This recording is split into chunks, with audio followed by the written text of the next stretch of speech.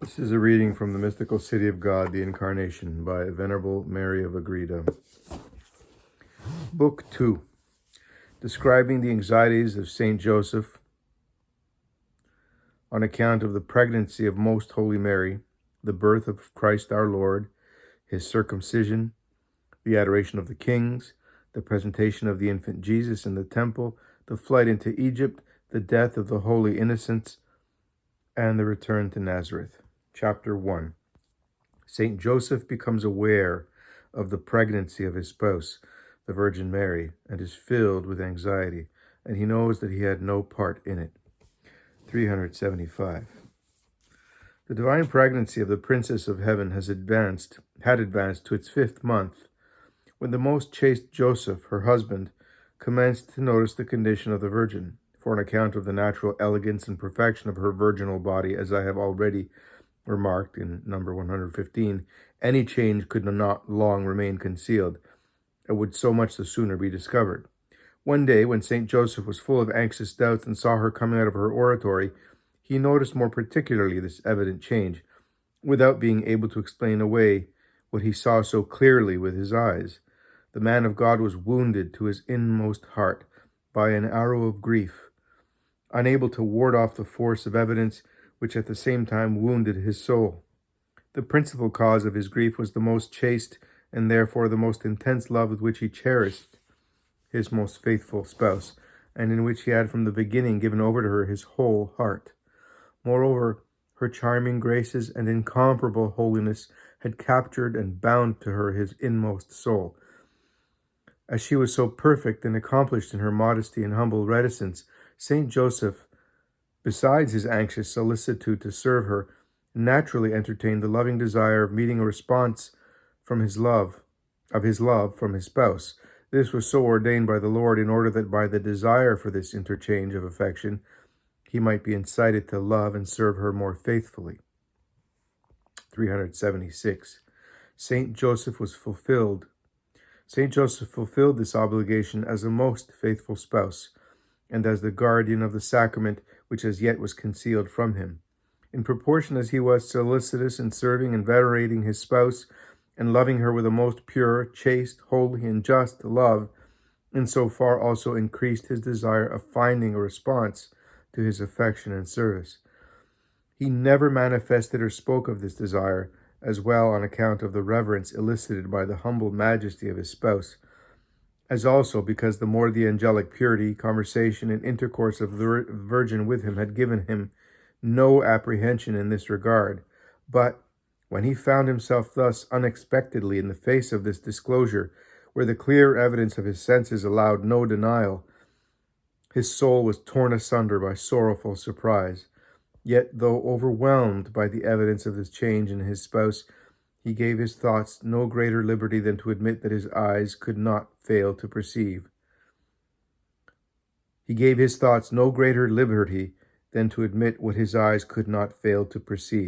For being a holy and just man, Matthew chapter 1, verse 19, although he saw the effect, he withheld his judgment as to the cause.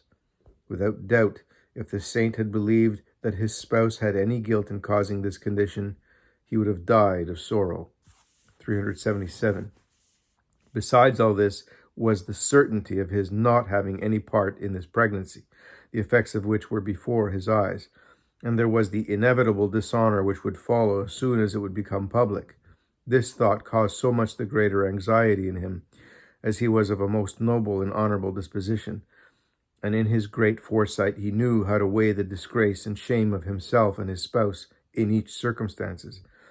The third and most intimate cause of his sorrow, and which gave him the deepest pain, was the dread of being obliged to deliver over his spouse to the authorities to be stoned. Leviticus chapter 20, verse 10. For this was the punishment of an adulteress convicted of the crime. The heart of Saint Joseph, filled with these painful considerations, found itself, as it were, exposed to the thrusts of many sharp-edged swords, without any other refuge than the full confidence which he had in his spouse. But as all outward signs confirmed the correctness of his observation, there was no escape from these tormenting thoughts, and as he did not dare to communicate about his grievous affliction with anybody, he found himself surrounded by the sorrows of death. Psalm 17, verse 5. And he experienced in himself the saying of the scriptures that jealousy is hard as hell.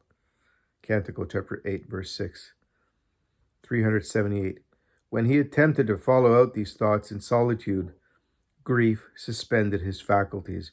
If his thoughts touched upon the wrong which his senses led him to suspect, they melted away as the ice before the sun, or vanished like the dust before the wind, as soon as he remembered the well-tried holiness of his modest and circumspect spouse.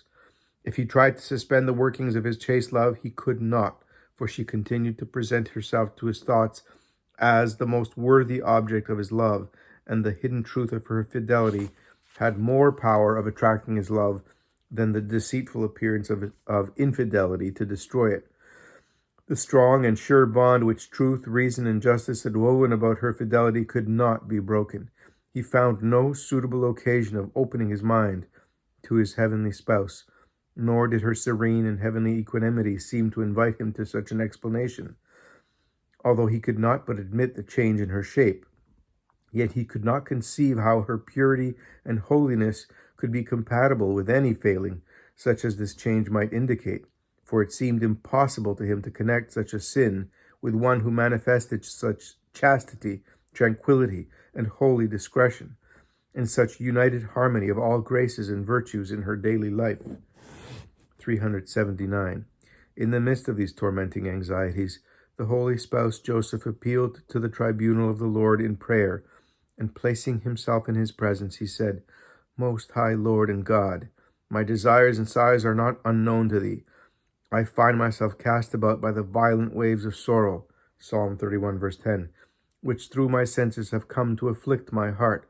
I have given myself over with entire confidence to the spouse whom thou hast given me.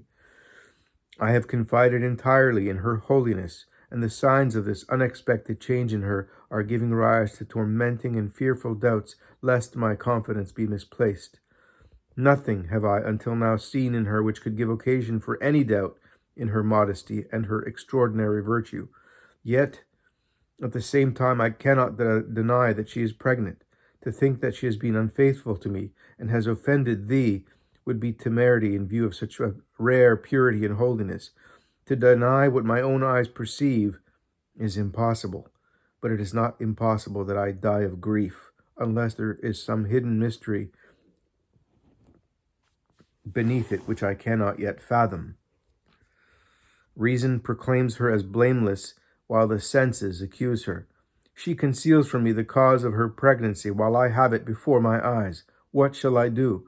We both have come to an agreement concerning our vows of chastity, and we have both promised to keep them for thy glory.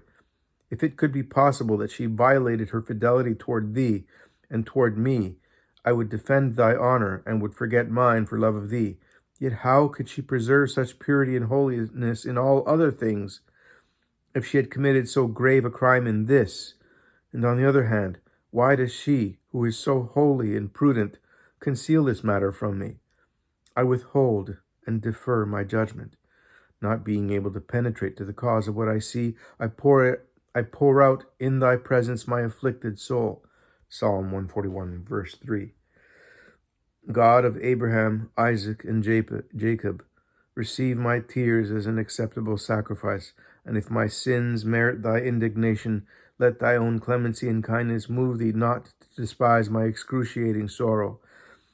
I do not believe that Mary has offended thee, yet much less can I presume that there is a mystery of which I, as her spouse, am not to be informed. Govern thou my mind and heart by the divine light, in order that I may know and fulfill that which is most pleasing to thee. 380. Saint Joseph persevered in this kind of prayer, adding many more affectionate petitions, for even though he conjectured that there must be some mystery in the pregnancy of the Most Holy Mary hidden from him, he could not find assurance therein. This thought had no greater force to exculpate Most Holy Mary than the other reasons founded upon her holiness, and therefore the idea that the Most Holy Queen might be the mother of the Messiah did not come to his mind. If at times he drove away his conjectures, they would return in greater number, and with more urgent force of evidence. Thus he was cast about on the turbulent waves of doubt. From sheer exhaustion, he would at times fall into a condition of mind wherein he could find neither an anchor of certainty for his doubts, nor tranquillity for his heart, nor any standard by which he could direct his course. Yet his forbearance under this torment was so great that it is an evident proof of his great discretion and holiness, and that it made him worthy of the singular blessing which awaited him. 381. All that passed in the heart of Saint Joseph was known to the Princess of Heaven, who penetrated into its interior by the light of her divine science. Although her soul was full of tenderness and compassion for the sufferings of her spouse, she said not a word in the matter, but she continued to serve him with all devotion and solicitude. The man of God watched her without outward demonstration, yet with a greater anxiety than that of any man that ever lived. The pregnancy of Most Holy Mary was not burdensome or painful to her, but as the great lady, in serving him at table or any other domestic occupations, necessarily disclosed her state more and more openly, Saint Joseph noticed all these actions and movements, and with deep affliction of soul verified all his observations. Notwithstanding his being a holy and just man, he permitted himself to be respected and served by the Most Holy Virgin after their espousal, claiming in all things the position of head and husband of the family, though with rare humility and prudence. As long as he was ignorant of the mystery of his spouse, he judged it right, within befitting limits, to show his authority in imitation of the ancient fathers and patriarchs, for he knew that they demanded subjection and prompt obedience of their wives, and he did not wish to recede from their example. He would have been right in this course if Most Holy Mary, Our Lady, had been no more than other women. Yet although there was such a great difference, no woman ever existed or will exist who was or will be so obedient, humble, and devoted to her husband as the most exalted queen was toward her spouse. She served him with incomparable respect and promptitude, although she knew his troubled thoughts and observations concerning her pregnancy. She omitted no service due to him, nor did she try to conceal or palliate her state, for such evasion or duplicity would not have consorted with angelic truthfulness and openness, nor with the nobility and magnanimity of her generous heart. 382. The great lady could easily have asserted her entire innocence and referred to this testimony of Saint Elizabeth and Zacharias, for if Saint Joseph had any suspicion of guilt in her, he could naturally have supposed it to have been incurred during her stay with them. Hence, through them and by other references, she could have justified herself and quieted the anxieties of Saint Joseph without disclosing the mystery. The mistress of prudence and humility did nothing of the kind, for these virtues did not allow her to think of herself, nor to trust the justification of her mysterious condition to her own explanation. With great wisdom she resigned the whole matter into the hands of divine providence. Although her compassion for her spouse and her love for him made her anxious to console and comfort him, she would not do it by clearing herself or by concealing her pregnancy, but rather by serving him with more devoted demonstrations of love and by trying to cheer him up, asking him what she could do for him, and lovingly showing her devoted and submissive affection. Many times she served him on her knees, and although this somewhat consoled Saint Joseph, yet on the other hand, it was also a cause for new grief. For thus he only saw the motives of love and esteem multiplied, and still remained uncertain whether she had been untrue or not. The heavenly lady offered up continual prayers for him, and besought the Most High to look upon him and console him. As for the rest, she submitted all to the will of his majesty. 383. Saint Joseph could not entirely conceal his cruel sorrow, and therefore he often appeared to be in doubt and sad suspense. Sometimes, carried away by his grief, he spoke to his heavenly spouse with some degree of severity, such as he had not shown before. This was the natural effect of the affliction of his heart, not of anger or vengeful feelings, for these never entered his thoughts, as we shall see later. The most prudent lady, however, never lost the sweetness of her countenance, nor showed any feeling, but merely redoubled her efforts to relieve her husband. She served at table, offered him a seat, administered food and drink, and if, after all these services which she performed with incomparable grace, St. Joseph urged her to sit down, he could convince himself more and more of her pregnancy.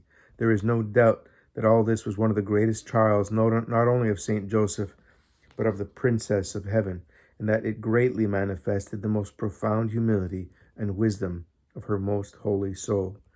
The Lord thereby gave her an opportunity of exercising and improving all her virtues, for he had not only commanded her to conceal the sacrament of her pregnancy, but contrary to his usual manner of proceeding, he had not even manifested to her his pleasure in any way. It seemed as if God had left this whole matter in her hands and entrusted it all to the wisdom and virtue of his chosen spouse, without giving her special enlightenment of help. The divine providence afforded the Most Holy Mary and her most faithful spouse an opportunity to exercise in a heroic manner the gifts and graces which he had infused into them, and delighted, according to our way of speaking, in the faith, hope, and love, in the humility, patience, peace, and tranquility of these two hearts in the midst of their grievous affliction, in order to increase their glory and furnish to the world an example of holiness and prudence, and in order to hear the sweet cries of his most holy mother and of her most chaste spouse, he became, as it were, deaf to their prolonged invocations and delayed answering them until his own opportune and fitting time. Instruction of our Most Holy Queen and Lady. 384. My dearest daughter, most exalted are the thoughts and intentions of the Lord. His providence with souls is sweet and powerful, and he is admirable in the government of them all, especially of his friends and chosen ones.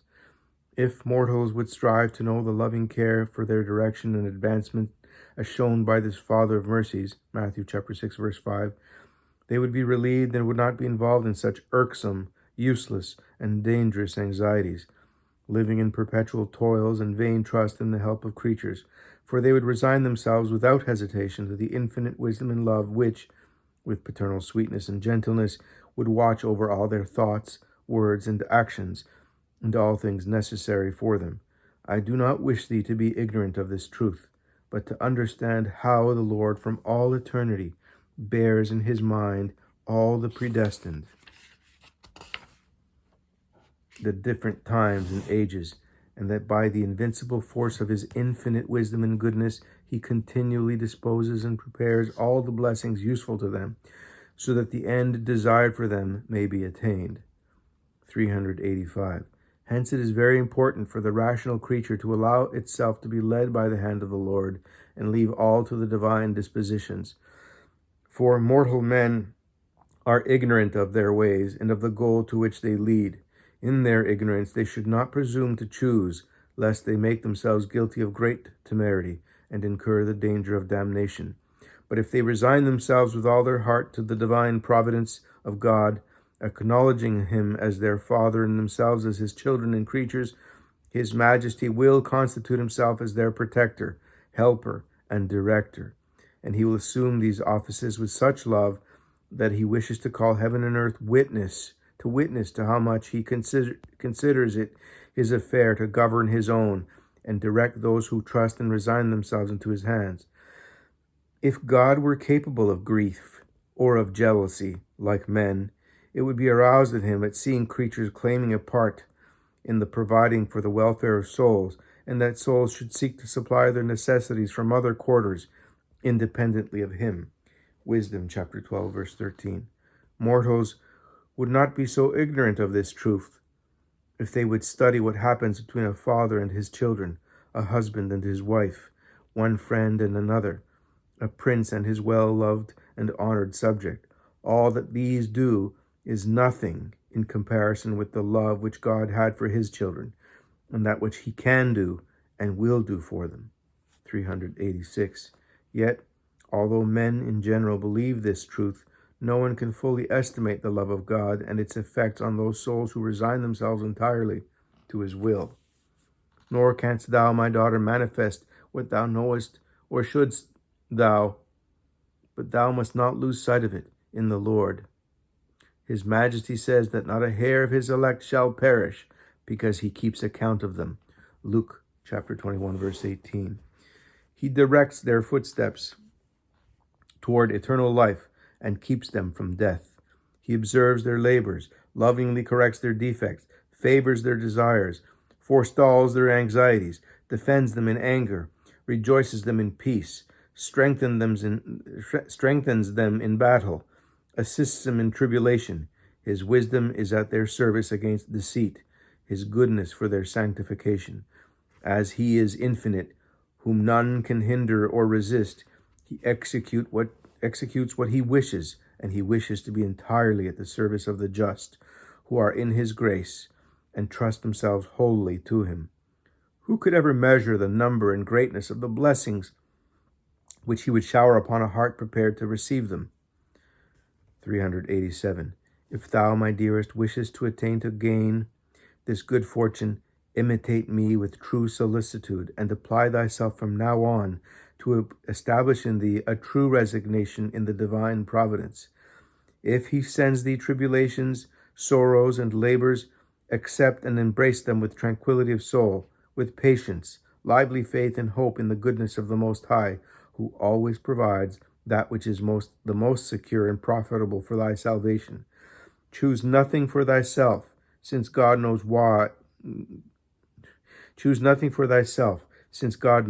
thy ways. Trust thyself to the Heavenly Father and Spouse, who will shield and assist thee with most faithful love. Study also my works, since they are known to thee, and remember that, accepting the labors of my most holy Son, the greatest suffering of my life was to see the tribulations of my spouse, Saint Joseph, and his grief in the matter which thou hast described.